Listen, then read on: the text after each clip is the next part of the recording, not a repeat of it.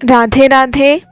अथा YouTube channel पर हम आपका स्वागत करते हुए आपको आज 5वें ज्योतिर्लिंग के साथ में जोड़ते हैं।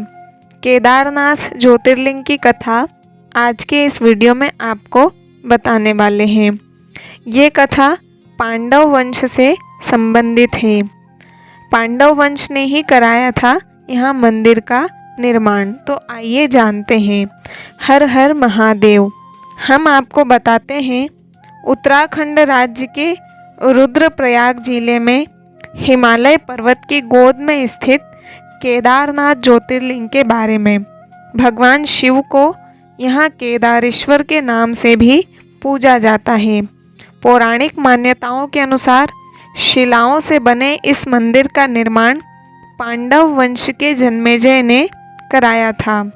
काफ़ी प्रतिकूल परिस्थितियों के बीच बसे होने के कारण इस मंदिर का पट केवल एक निश्चित अवधि के लिए ही भक्तों के दर्शन के लिए खोला जाता है।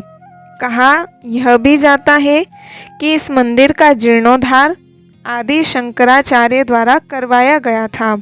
परंतु क्या आपको पता है कि इस स्वयंभू ज्योतिर्लिंग के आविर्भाव के पीछे कौन सी महिमा कथा निहित है?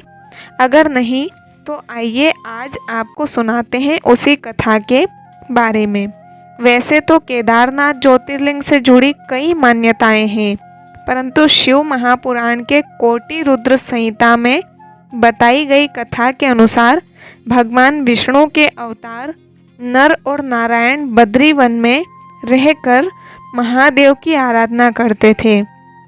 उन दोनों ने एक पार्थिव शिवलिंग भी स्थापित किया था, जिसके समक्ष वह शिव शंभु को प्रसन्न करने के लिए कठोर तप किया करते थे। मान्यता यह भी है कि महादेव भक्तवत्सल होने के कारण अपनी भक्तों की पुकार टाल नहीं पाते थे और प्रतिदिन उस शिवलिंग में पूजित होने के लिए आया करते थे। जब नर नारायण के पार्थिव पूजन को बहुत समय बीत गया तो इसके कुछ समय पश्चात एक दिन शिव शंभु दोनों के समक्ष प्रस्तुत हुए। महादेव ने उन दोनों से कहा, हे नर एवं नारायण, मैं आप दोनों की तपस्या से अत्यंत प्रसन्न हूँ। आप दोनों कृपया कर अब अपना मनचाहा वर मुझसे मांगे।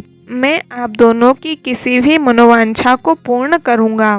प्रभु का साक्षात्कार पाकर नर नारायण दोनों ही भाव विह्वल हो गए और उन्होंने महादेव को प्रणाम ज्ञापन किया।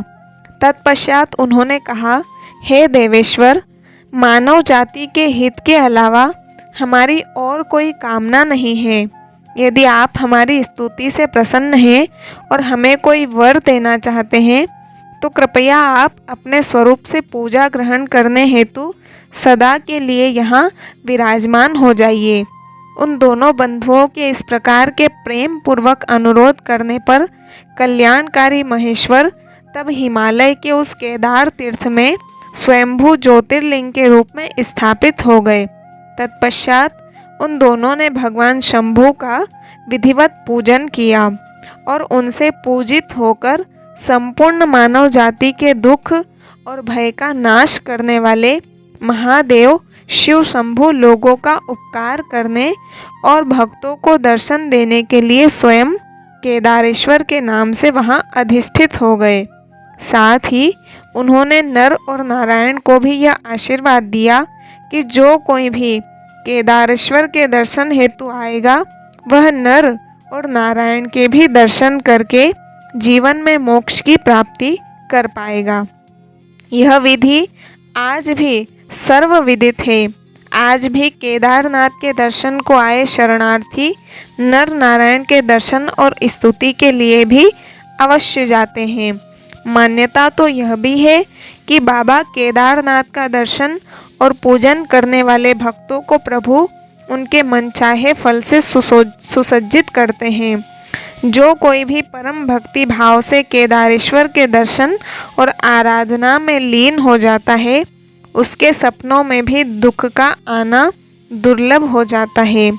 पौराणिक कथा में यह भी निहित है कि भगवान शिव का जो भी भक्त केदारनाथ में शिव के रूप से अंकित कंगन का चढ़ावा चढ़ाता है वह सारे पापों से मुक्त हो जाता है।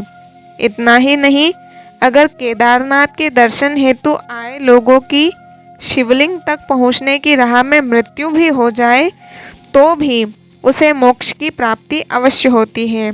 ऐसे महिमा मंडित और करुणा धन है बाबा केदारेश्वर। तो इस प्रकार हमने केदारनाथ ज्योतिर्लिंग की कथा को भी सुना।